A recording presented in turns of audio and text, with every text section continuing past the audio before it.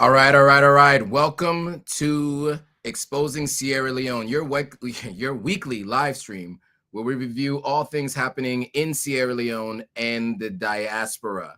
Each week, myself and or Admire Demo will be joining you to talk to you about all the things happening in our country and find ways to push our country forward. For those of you who are new, I'm Joe Hatagwa. I spent the last 8 years of my life investing in and traveling around the continent of Africa. I've also lived in Sierra Leone and Ghana for back and forth between the two countries for a little over 4 years.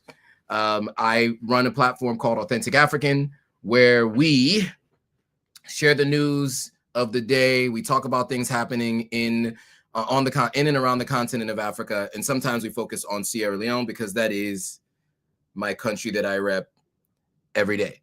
Admire is a hair braider and the founder of Sierra Leoneans Killing It. She won't be joining us today, but she is here in spirit. So generally, we go through the news of the day, or we talk to people from the country or the diaspora about things that are going to help us move forward and help people understand all the things pertaining to Sierra Leone. So without further ado, I want to kind of get right into it. Today, we got a couple of stories we want to cover. We want to start with the story of what they were saying is this cocaine dealer in Sierra Leone. So what I'm going to do is I'm going to put this on the screen, and we are going to react to this first, and then we'll get through some of the rest of the story. So for context, for those of you who are not familiar, who haven't heard the story before, let me give you guys a little bit of context about this apparent Dutch cocaine dealer in Sierra Leone, according to reports. So basically on the 1st of January 2025, this gentleman who they claimed to be in Sierra Leone was seen in a video at a church mass sitting 2 rows behind the president of Sierra Leone. Dutch authorities then announced on the 25th of January that he has been living in Sierra Leone for about 6 months. Later, they said he's been living in Sierra Leone close to 2 years. The government of Sierra Leone issued a statement saying they had not received formal communication from any country regarding this person. Then the information ministry announces an investigation into this person. That's all in January. The inspector general of police confirmed the police manhunt was underway for this person. And then on the 6th of January, the Dutch government formally requested extradition of this individual. Later, we find that they say this person is operating under another alias. That is what is alleged. And apparently, they're also alleging that not only is he operating under another alias, but he has diplomatic immunity and a diplomatic passport. And they're also alleging that he is engaged to the president's daughter. He's been in Sierra Leone since 2022. This is what they're alleging. And then they're also alleging that in their engagement party, they spent $100,000 on Ira Star and $100,000 on Tiwa Savage for their engagement party. Now, these are all alleged because at the end of the day, this element of this process has not been confirmed, or there hasn't been convictions associated with it. Now, I will say there has been a conviction in Amsterdam. Or is it Amsterdam? What country is the Netherlands? Sorry, the Netherlands. So to be clear, he was sentenced to a 24-year prison sentence for cocaine smuggling. The amount they say is close to 15,000 pounds of cocaine. And he was also sentenced to an additional 10 years in Belgium, apparently for attempting to smuggle cocaine through Belgium as well. Now, that is an individual that has been named by the Dutch authorities. The Sierra Leonean government says they're not aware of this person's whereabouts if he's in the country, and there are different disputes about whether or not this person is the same person they're alleging was in this video. So now what I'm going to do is I'm going to take you to Salon Congosa's page, where they actually had a snippet from AYV, which is Africa's Young Voices. It is one of the prominent television and radio stations in Sierra Leone, where the Minister of Information and Civic Engagement came on to speak. Before I go through that, though, let me just give you guys a little bit of insight into what was said and how that went. So from what I understand, on the 29th of January, so a little over a month ago, he addressed whether or not he was in the country. In his statement, he emphasized, no formal report had been made at that time. In this particular interview, he emphasizes that the whereabouts of this person is still unknown. The police have not made a full report yet. And so that was at the time of this, but that actually may have been 2 days ago. So not January. He's made multiple statements publicly. This one was just a couple of days ago. So I'm going to put this up on the screen here. We're going to watch this from Salon Kongosa, and I'm going to have some commentary on the other side.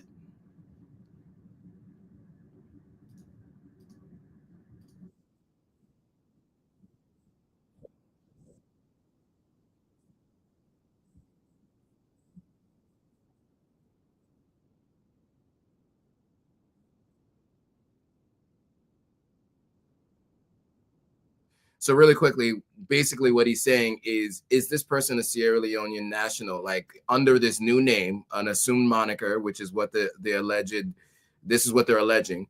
Under this assumed moniker, is this person a Sierra Leonean citizen? Do they have a passport of Sierra Leone? That's the question that's being asked. And now Shinorba, as the Minister of Information and Civic Engagement, is going to respond to that particular question.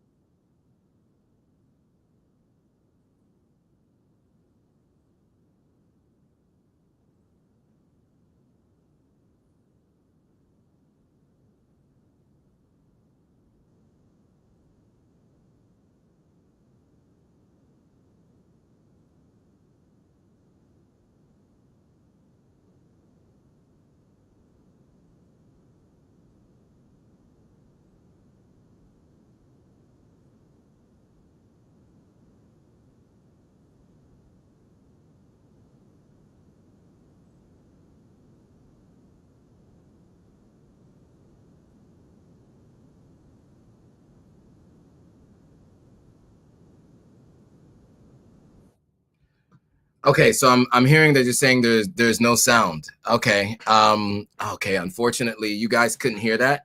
Can anybody else give me a notice if you guys could hear that just now? Was there sound? Okay, no audio on Instagram. You guys are saying no audio on Instagram.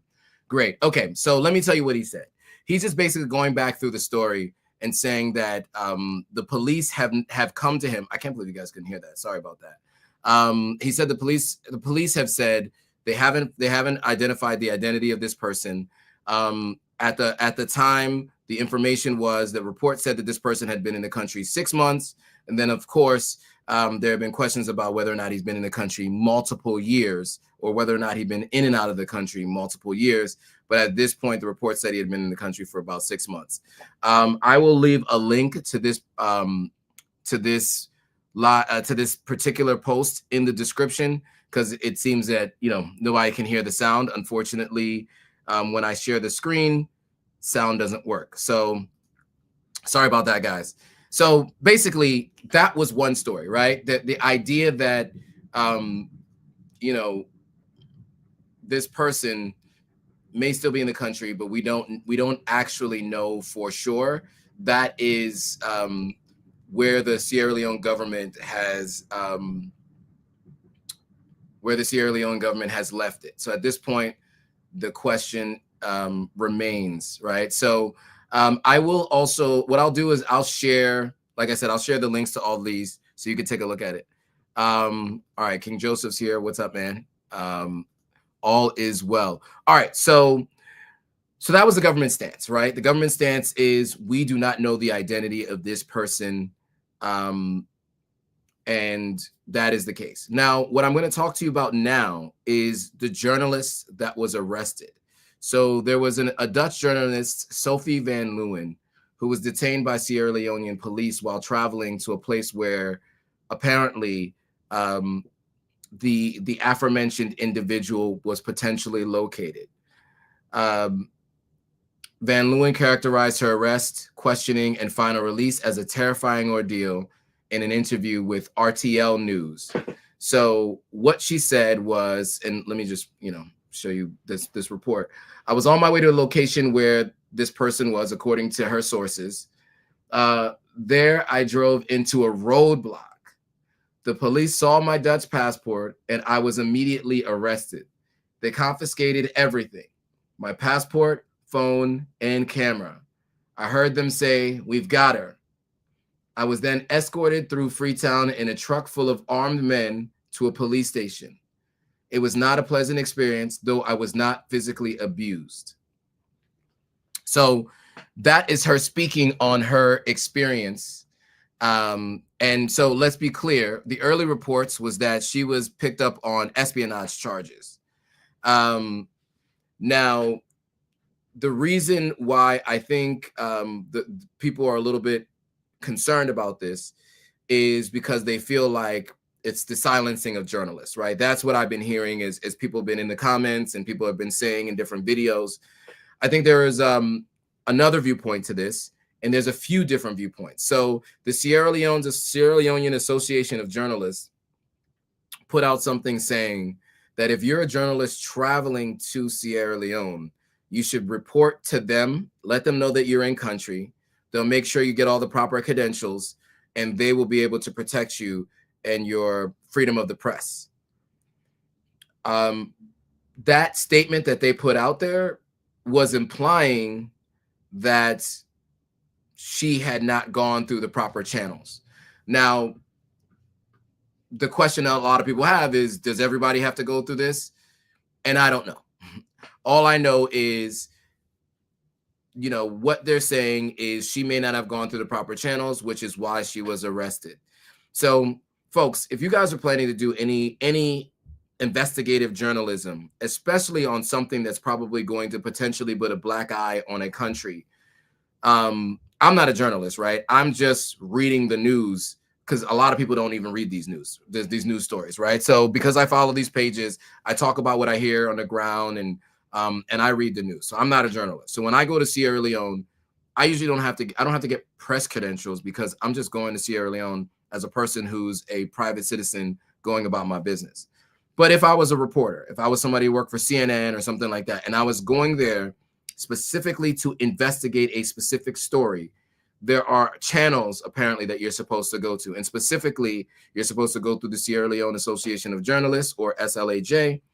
And also you should ensure that you've gotten all the proper credentials before you even get on that flight and go there.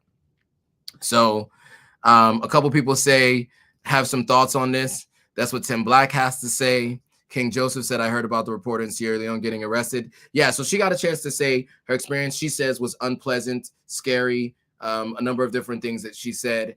Look, it's hard to be able to understand something like this when you are from the West, because there are more opportunities for freedom of the press and things like that. But many countries will arrest people for espionage because a lot of people go to countries under the guise of journalists, right? You guys might remember, when what's Lisa Ling's sister name? There's a reporter that's pretty well known. Her sister, who's also a reporter, went to North Korea as a journalist, was arrested, and they had to do some wheelings and dealings to get her back to American soil. And so, Sierra Leone is not the first, won't be the last country to arrest a journalist that the government says they didn't allow for them to come in and weren't aware that they were coming. because anytime you're coming in to do anything that is going to potentially have a negative impact on the country, they're going to want to make sure that they know you're coming, right? So when BBC is coming to Sierra Leone, I'm sure they go through the proper channels. When they do the BBC I documentaries, like they did the one on Kush, and they did another one on Ebola at one point in time, I would imagine they've gone through the proper channels. They work with locals, and they ensure that they've done everything they need to do to, you know, to meet all the criteria you need to before coming. So now there are a couple people in Sierra Leone that agree with, but first, let me just say the police actually issued a statement regarding her being in Sierra Leone and her arrest. So let's go through the statement that the police made, and then we'll go through some of the thoughts of some of the other folks. All right. So I can't read this because it's blocking. Something's blocking it. So let me just move it over a bit. Okay, cool. So on February 13th, so the day before Valentine's Day, about 10 days ago, the subject was investigation of Dutch journalist Ms. Sophie van Leeuwen. The Sierra Leone Police, SLP, hereby informed the general public that Ms. Sophie van Leeuwen, a Dutch journalist, was interrogated at the Criminal Investigations Department, what we call CID, tons of time. Most people call it CID, headquarters at Pademba Road, Freetown, in connection with her activities in Sierra Leone. Following her compliance with the interrogation, Ms. van Leeuwen was released to continue her work. The Sierra Leone Police would like to assure the public of its unwavering commitment to press freedom, public safety, and the rule of law at all times. Now, many people have many ideas as to why this happened the way it did. I'm not here to speculate. I'm just here to tell you what people are doing and what they're saying. So, yeah, I mean, they claimed that they released her to continue her work. Now, there were some folks that had some thoughts. So let me see if I can pull that up, because there were folks who were in support of her, and there were folks who were not in support of her. And so I think it'll be good to kind of go through some of these stories to kind of get an idea of where some people fall on the spectrum for this. So give me a second. Let me just pull it up.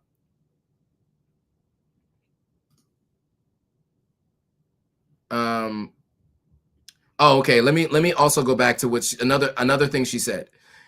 She says when she wrote on X, she said there's no press freedom in Sierra Leone. That's what she wrote Sunday, days after she left Sierra Leone. So she didn't stay to complete whatever it was that she was in Sierra Leone to do. Some say she was working on a documentary. Some say she was investigating this individual. Either way, she's back in her home country. So King Joseph says this makes sense. He also says reporters must follow the laws and necessary procedures of Sierra Leone. Now, some people were saying, well, she was at a press conference and she asked questions at a press conference.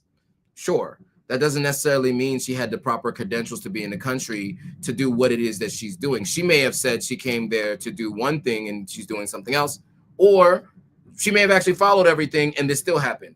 We do not know, right? All we know is she was arrested, she left, she said there's no there's no press freedom, but she did not say she went through all the proper channels. One thing I haven't seen from her, and I'm going to go back and watch the interview again, but I haven't seen that she said that she did go through all the proper, all the proper channels. It sounds to me like, she was just doing her own investigative journalism as if she was in her own country, and she found out what that looks like when you do that in Sierra Leone. So let me see if I can find the other stories, because there was a couple people who had thoughts, right? High profile people in Sierra Leone on either side, right? Some people supported it, some people did not. And so I want to make sure I find it. Okay, here we go. So there's two stories here that I want to share. We're going to start with someone who's a civil activist who defends the police actions against her. Now, his name is Daniel Pewa, and he supported the actions of Sierra Leone police against the Dutch journalist. He said,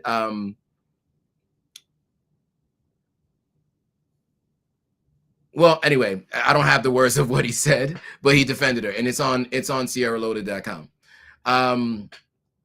And then Sylvia Blyden says that she was a former gender and social welfare minister.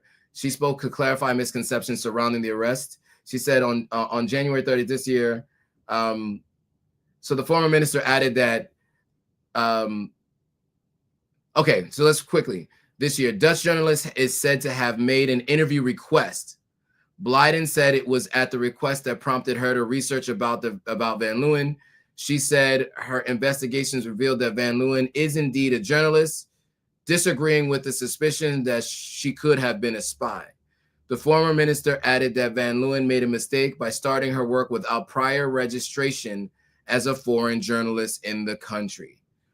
So that is what the reporting is. They're reporting that she did not do the proper due diligence to register as a foreign journalist. So that's the update. That's the update on that particular story. A couple of other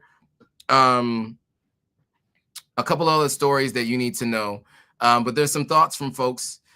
This news is denting our profile. Yeah, I mean, to some degree. I mean, look, we have a lot of news like that here in the United States. And, I think, when I know when it comes to our people, so that's like Black Americans or Africans in the diaspora. And when it comes to our continent, when it comes to Africa, I think people feel like we shouldn't report on things that might be, or we shouldn't read the news or talk about things that might be seen as negative, right? Because we have enough negative news coming out of our countries. And I think that is true. I think we all have to do a better job of doing positive reviews and positive stories about our country. But I also think it helps to give context for why things are the way they are, right? So, I think a couple of weeks ago, I drew the correlation between the West African drug trade through all of West Africa, through Europe into Australia and other parts of the world. I drew that correlation between that and the prices of real estate and just the overall increased prices of things in country. Because if you don't have an unlimited supply, but you have people who are willing to pay more for it, it's going to increase the price, right? And so when you have people flush with cash who are flashing their cash, right? Because that's something that you'll see. I use the example of the clubs. That's why some of these tables at some of these clubs can go for, more than what it would cost to go get a table at a club in the United States, any major city, right? Like it's crazy how much it could cost in Sierra Leone. And that's because you have people who have cash, who made it easily and are willing to spend it, right? And so I just drew the correlation. I think it's important. For the large majority of Sierra Leoneans, they're living their lives based on, trying to do the right thing and doing the best they can for themselves and their family. There are just those few that do certain things like this that we have to call out. And sometimes there are people who aren't Sierra Leonean who come to the country, who do certain things. And I think I showed you guys some of those stories a few weeks back. And if you want to hear about those, you definitely can look them up. So a couple things to go into now. I want to mention something. So there was a global report in 2023, the Gallup poll revealed that, and that was 2023. So this is a whole year plus later, but Sierra Loaded posted it. They said 75% of Sierra Leone's adult population desires to migrate permanently, placing the country among those with the highest migration aspirations globally. So they did a survey, and Sierra Leoneans say they want to leave. So that's the challenge that we have in Sierra Leone is brain drain. This is a topic that I like to talk about a ton when it comes to Sierra Leone, because many other countries don't have similar issues. So what I mean is, it's not to migrate for a short amount of time, let's say to go to college, to get a master's degree, let's say to work for a few years and come back. They said migrate permanently. So why is that important? Because what ends up happening is most people who migrate permanently actually tend to come back in their later years, but aren't able to do anything about it, right? So what I mean is they're not able to contribute to the working world. They can't hire people. They tend to not be able to have much say in terms of government.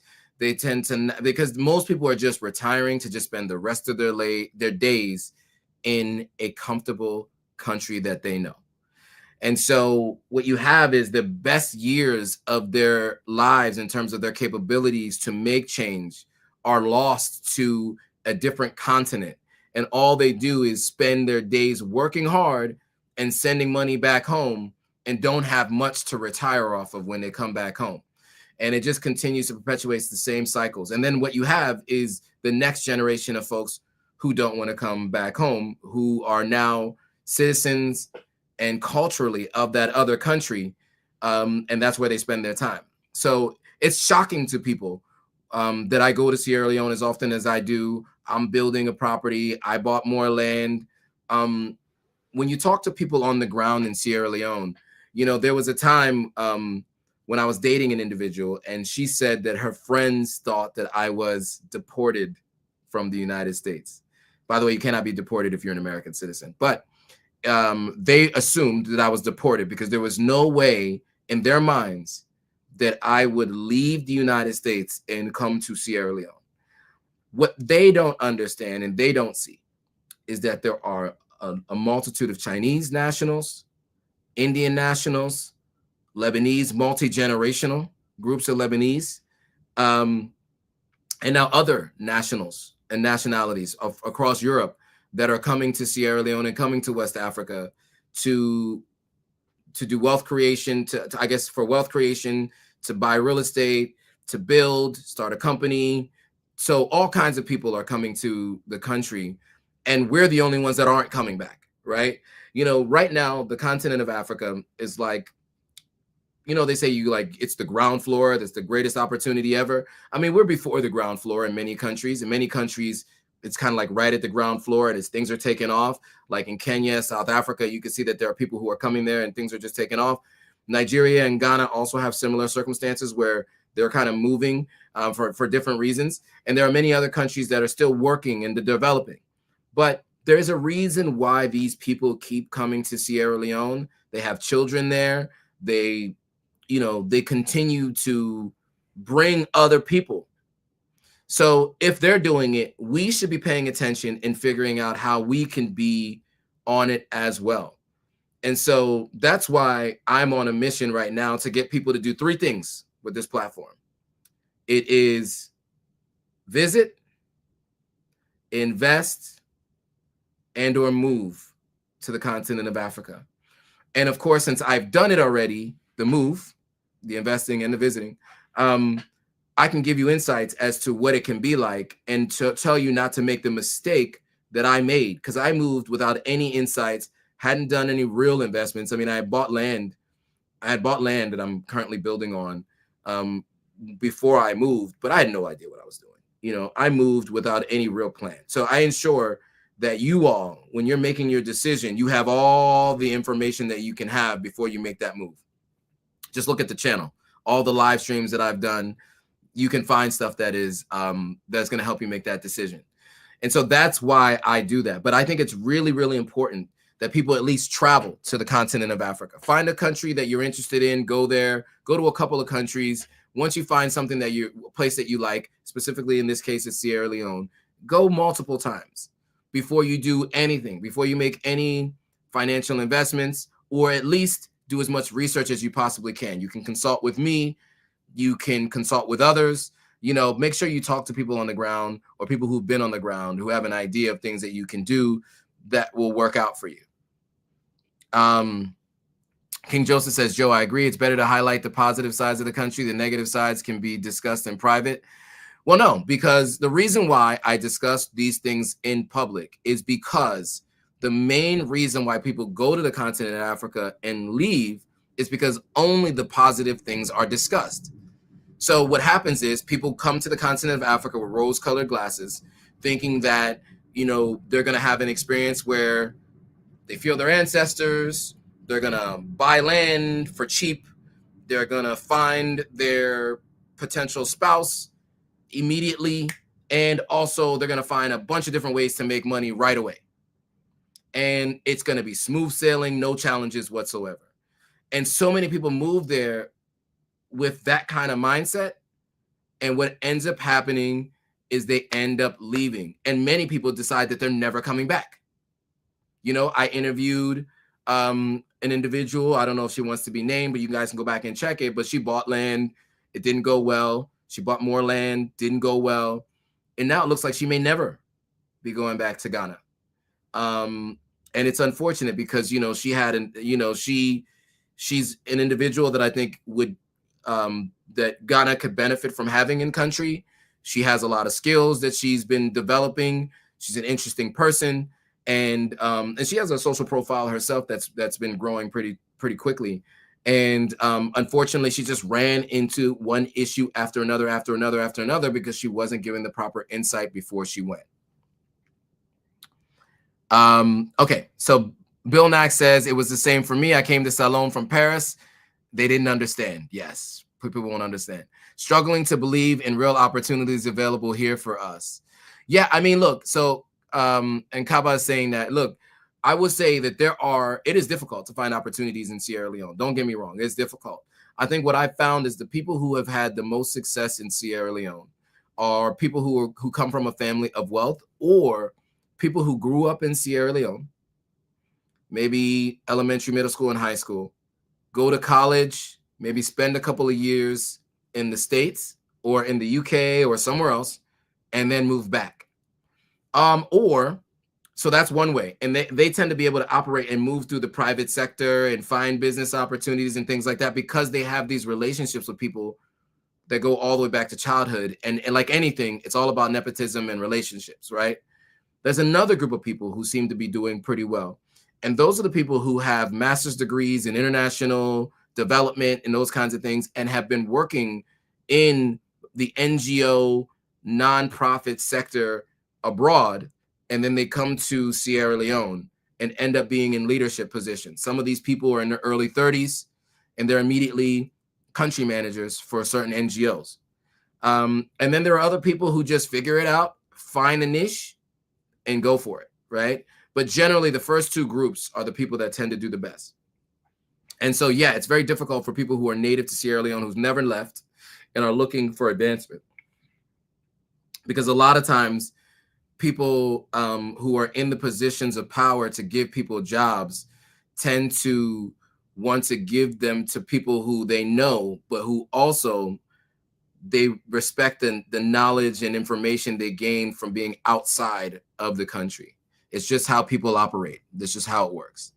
But there are real opportunities in Sierra Leone. They're just very hard to come by. As a person who was born and raised and who never left, right? King Joseph says the brain drain issue is sad. Hopefully Sierra Leone will create a plan to keep their citizenship from leaving, the citizens from leaving. I think this can happen by creating job opportunities for the youth. Yes, so there's a conversation about that too, actually. So there is a story about creating jobs for Feed Salon and giving people skills. I don't know if I can. There was a story on that, and I meant to report on that particular story. But that's something that I'll have to find, and I'll share that in a second. Okay, so another story that real quickly that I saw that I thought would be important to share is that China's influence in Africa is real, very real. And it's not just Sierra Leone, it's all over the continent of Africa. They are everywhere. And the way it's always been described by Chinese nationals is that China has approached the continent of Africa as partners. Now, of course, the bigger country is always going to get the better deal, but they don't approach them as children who they're giving stuff away to. They approach them as partners who they do loans and or business with. So look at this. China imports 88% of Sierra Leone's natural minerals, meaning China imports it to their own country, exports it out of Sierra Leone. So this short description from Sierra Loaded says, China's influence over Sierra Leone's mineral sector continues to grow, with new data revealing that the Asian nation accounted for 88% of the West African country's mineral exports between January and July of 2024. Figures released by the National Minerals Agency in its 2024 newsletter show that China received 1.3 billion of Sierra Leone's 1.5 billion total export value, nearly 2/3 of all exports, with key exports being iron ore, titanium ore, diamonds, aluminum ore, and cocoa beans. Chinese investment in Sierra Leone's mining sector, particularly in iron ore, bauxite, rutile, and diamond operations, has fueled the trade relationship. These resources are vital for China's industrial growth, making Sierra Leone a key supplier. As you guys might know, Europe is the same, mainly France, as it pertains to French-speaking countries on the continent of Africa. But what you found is they weren't really business deals. They were just kind of taking it. So this is why China is seen differently on the continent of Africa than countries from the West.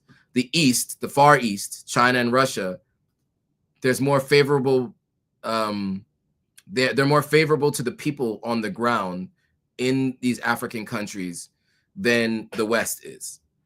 It's just how it is because of how China and Russia has been interfacing with the continent of Africa. I'm not saying that I prefer that. I'm just saying how the people feel. When you talk to people, that's what they say. Bill Nack says, about China, I think Congo is most strategic for them. Not just China, everybody. Congo is strategic for everyone.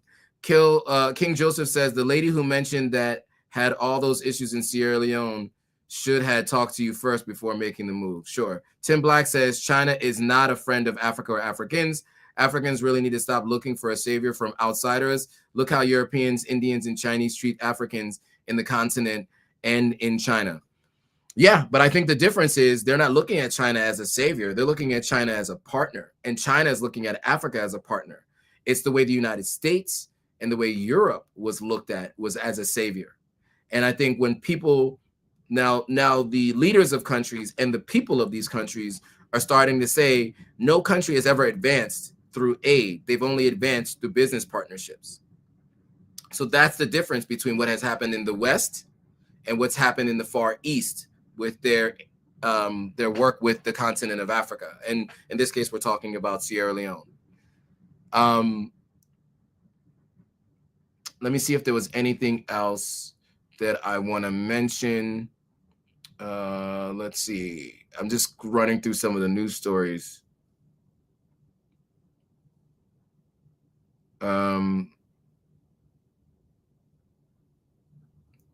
Let's see if there's anything here. Just looking through the stories. There's a lot of stories, and I was trying to get it. Okay, here's a good one. You know, we had an issue in Sierra Leone for a while around child marriage and adolescent pregnancy. And so Sierra Leone is really working to fix this, right? So this strategy is about giving every young girl in Sierra Leone the chance to live life free from the barriers of early pregnancy and marriage. So you guys might remember, I think about a year ago, we reported on the fact that child marriage was banned in Sierra Leone. So that's a huge thing. So going back to the story about China, there's a couple people commenting on it, so I do want to get back to that. So Tim Black says, because when Tim was the one who said China's not a friend of Africa, he said, true, but Africans need to demand respect. Now, here's the thing. Let's talk about that, because I do think Africans need to demand respect in every deal that we do. But here is why China has been able to get the best of every deal that they do with every country in Africa. A country like Sierra Leone is very small. Even though we have a ton of mineral resources, it's going to be difficult to negotiate really, really heavy deals, especially under the fact that there's been so much business already flowing over an extended period of time. Any new administration, it's going to be hard to go in and change certain things. So here's what has to happen. You see how the AES has come together as a group. That's Burkina Faso, that's Mali, and that's Niger. They've now created the AES, or the Alliance of the Sahelian States, right?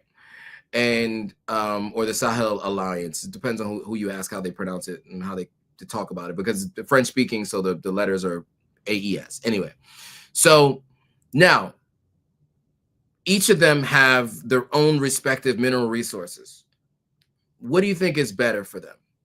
To individually negotiate deals with France and China, or to the three of them together to negotiate? That is how they're able to demand respect. So you see Ibrahim Traore, right? He goes and meets with these Europeans. You know, he's not running over to hug them and getting all excited and shaking their hand and like, I'm getting this hand, I get to sit in the president's seat. No, he does this, fist bump, fist bump, fist bump to each one of them.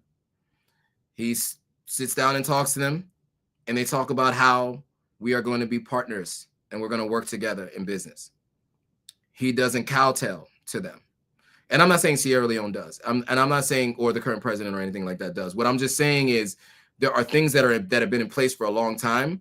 And what he was able to do since he took over, he just basically said, we're scrapping all these old deals. We're completely changing them, and we're moving forward this way. And the same thing with Niger, the same thing with Mali. And the three countries together are much better positioned to be able to have that kind of respect that you talk about, Tim, than a country as small as Sierra Leone right now, operating in a silo by itself.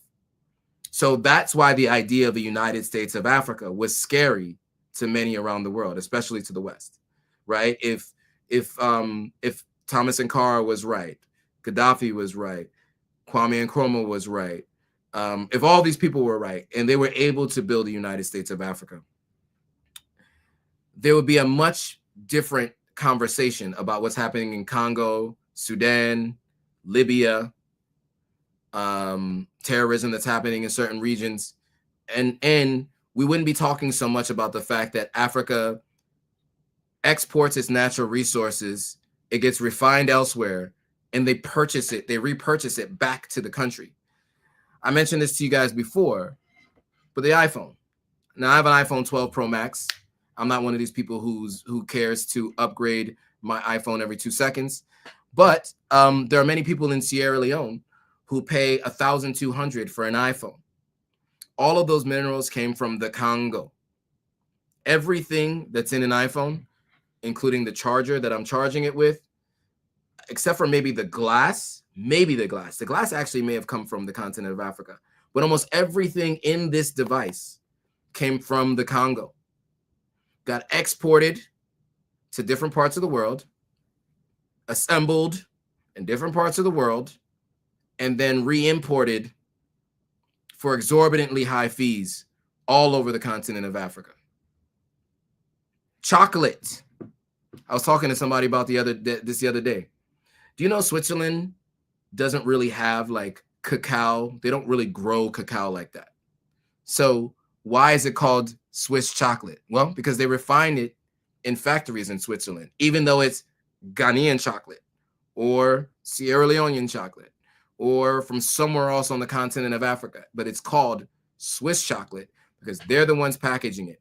So, you know, I was in the airport in Ghana, $2 bar of chocolate that has Ghanaian chocolate in it. But it's $2 because it was brought in from Switzerland. And it's in Ghana. So yeah, I go back to the story. I know I kind of went off on a tangent, but I think it's important for people to understand that until we collectively bargain as a group on the continent, we will always get the short end of the stick for any deal that we do. It's just how it works. King Joseph says, bro, 88% of Sierra Leone resources going to China. That's a lot of resources leaving. Hopefully more blacks in diaspora will wake up and return back to the land of their ancestors so they can help build the nation. Kabah says, exactly. I think traveling seal your place in a higher leader. Okay, higher leadership. That's going back to Sierra Leone. Oh, same for coffee. Yes, Bill Nack says same for coffee. Yes, coffee. A lot of the coffee grinds or coffee itself, coffee beans, sorry, are in Sierra Leone. They get exported, they get new branding. Sorry, not Sierra Leone. On the continent of Africa, get exported, get rebranding, come back to Africa, right? Bill Nack says, you are right. The rise of African civilization will be a long process that will be generated by the competition of the current big countries. Yeah, Yeah. Okay. So yeah, I mean, I do think what's going to happen is we got to work together. You know, we have to work together as a diaspora. Um, we need to work together as the continental Africans for sure. Haji saying we need a president like Ibrahim Traore. What else are other people saying on IG? Sorry, I didn't see the messages on IG until just now. Says who? With this new regime, never say never. I don't know which that's speaking to. Sorry, I missed that particular statement. What other things are we saying on IG here? All right, cool. Tim Black says, if the product is made in Africa, the locals look down on the products. Europeans are masters at marketing. Fair. King Joseph says, iPhone 12 Pro Max is a great phone. It can do everything you need it to do. Correct. But if you talk to some people on the ground in Salon, they'll tell me, you have an iPhone 12 Pro Max? This is 2025. That's what somebody said to me once. And of course, they didn't know. They don't have the knowledge of what's happening in the Congo right now. Most people don't want to know what's happening there. And this is, by the way, a secondhand phone. Somebody had already purchased this. I bought this from someone for $200. Somebody I know. And then this other phone that I shoot all my content with, or I used to shoot all my content with, the screen is a little dirty. I bought this phone in 2020. So for me, I mean, all my phones work. So King Joseph said, bro, working together is a must. Yes. And that is one of the issues Tim Black did mention, is that the product is made in Africa. People tend to look down on it. And that is because, yeah, marketing hasn't been the greatest. And, people have a lot of thoughts about things that are made locally. It just is what it is. So we have to work on that. That's something we have to do. But that's something that we can all collectively work on if we continue to come back home. So that's why I'm always pushing people to at least visit and figure out the long-term plan to at least be back and forth, or at least to be visiting often, because I think we can all work together to improve the circumstances everywhere on the continent, wherever you decide to choose. And by the way, it doesn't mean that Americans are smarter than everyone. It's just diversity of thought helps. You know, if you're born and raised in one particular location and never leave, sometimes it's hard for you to see your blind spots, right? So people who've traveled away and have been in other places may be able to offer some insights that may not be had by those who are just there and who've only been there and have never lived anywhere else, right? And so my goal is to get people to move, visit, or invest in the continent. All right, let me see if there's anything else that we should talk about.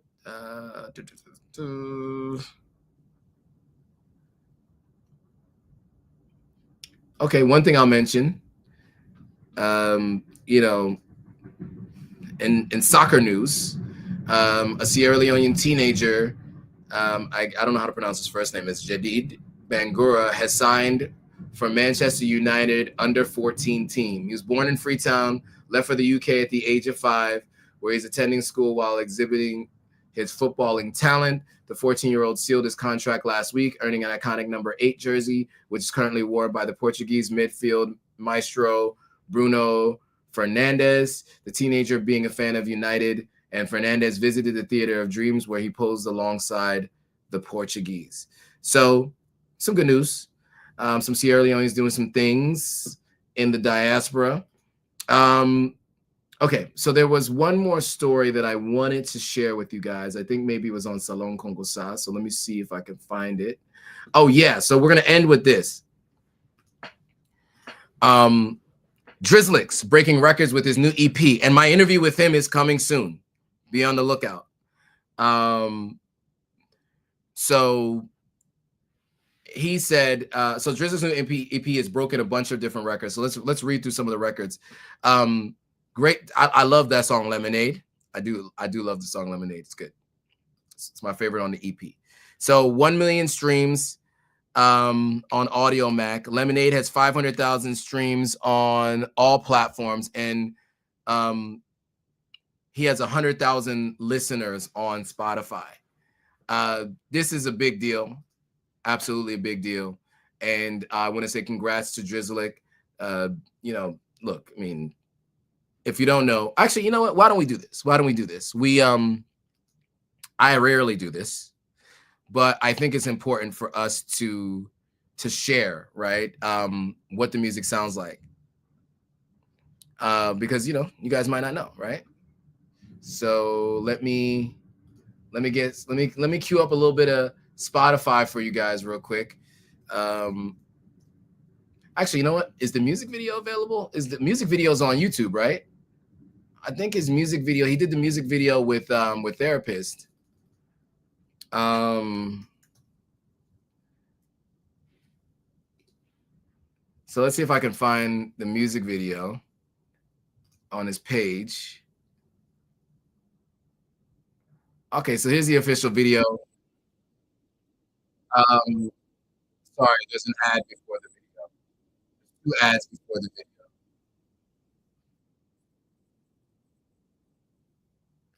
All right.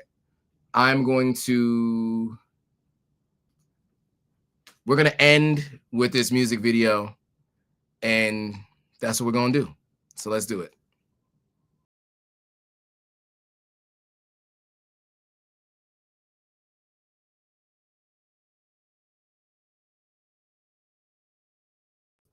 I forgot, you guys can't hear the music video, right?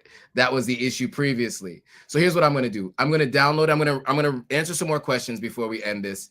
I'm going to download this for you guys, and I'm going to play the music video, and that is how we're going to end the live stream.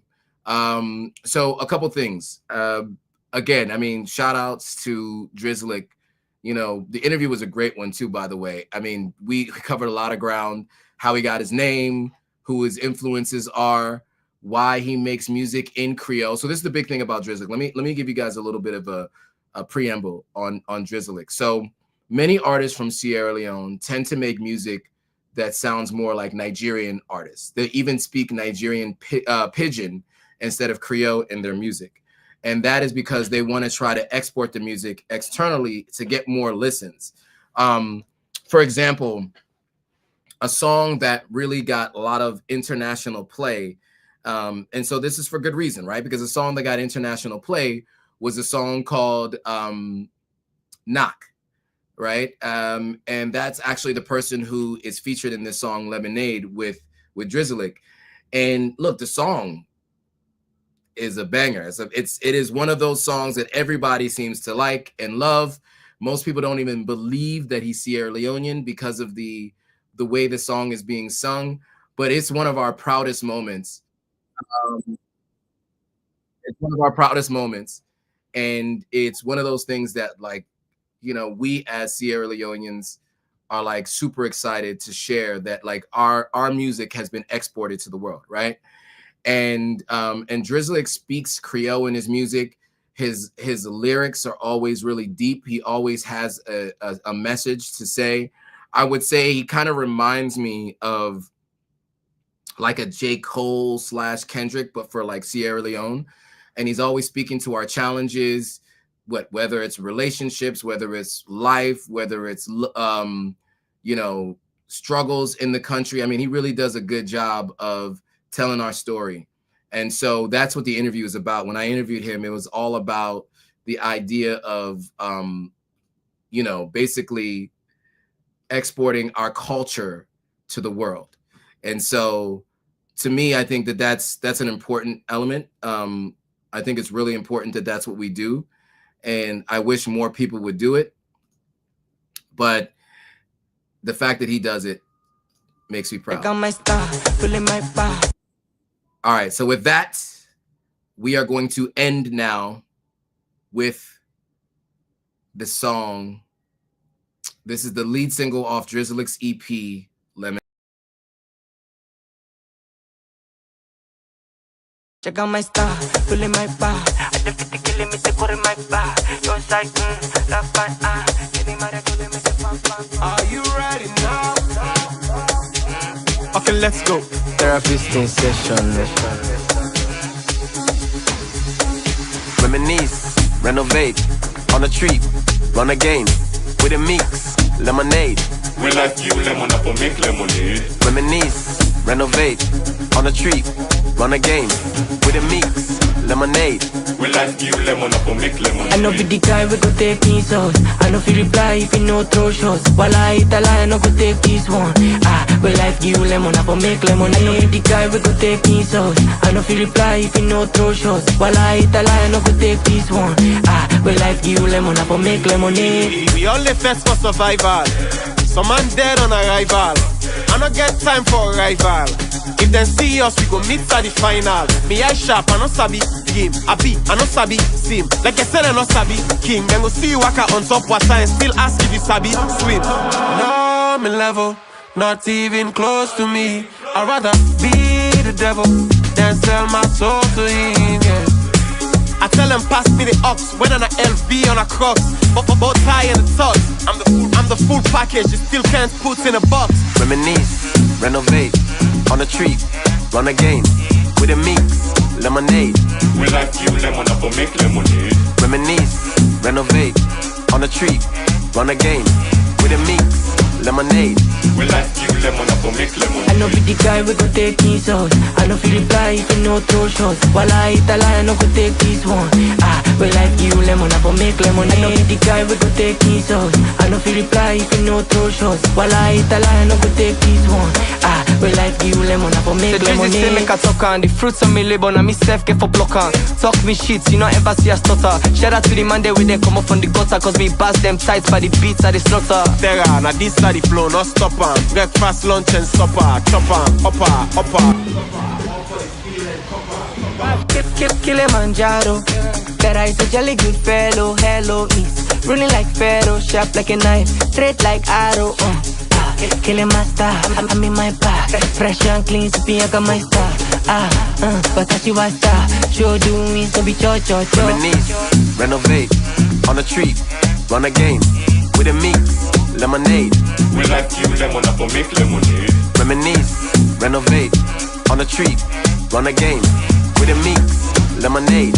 We like you lemon up or make lemonade. I know be the guy we go take things out. I know if you reply if you no throw shots. While I hit a lie, I no go take this one. We like you lemon up or make lemonade. I know be the guy we go take things out. I know if you reply if you no throw shots. While I hit a lie, I no go take this one. We like you lemon up or make lemonade.